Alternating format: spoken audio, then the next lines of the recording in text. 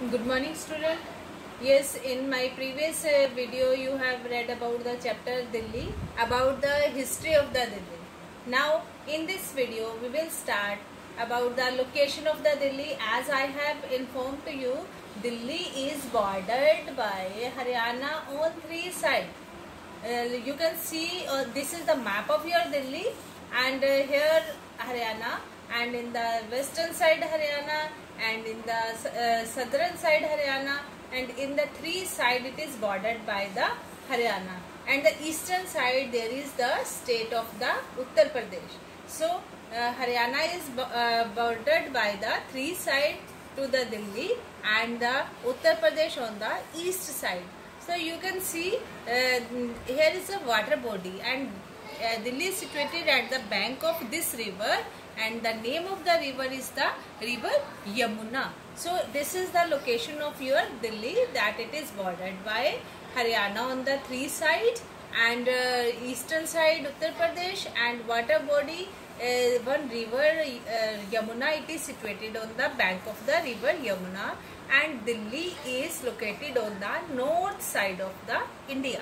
North side of the India. See, with the help of this direction arrow, you can see that on the northern side, up top side northern, and then here bottom south, and east and west, and Delhi is located on the north side of the India. Now student, our next topic is, I'll tell you about the climate of the Delhi. Delhi has the extreme climate. Extreme climate means it is very hot during the summer and very cold during the winter. Here climate is always on the extreme position, and it receives rainfall, heavy rainfall in the rainy season, and in the summer time a very hot wind blow over here, and this wind is called the Loo. Loo blows over here. So what we call this wind? Loo.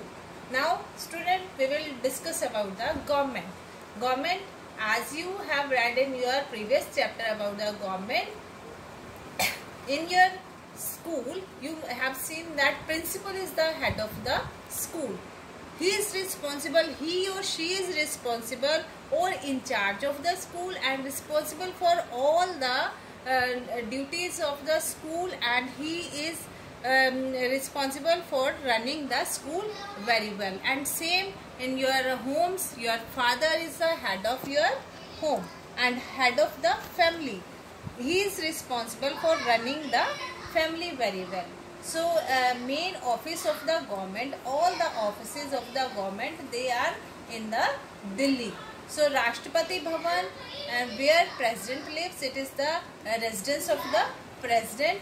Parliament House, Supreme Court, and embassies of the countries, all these offices are lies in the Delhi. Now student, I want to tell you about the Prime Minister of the India.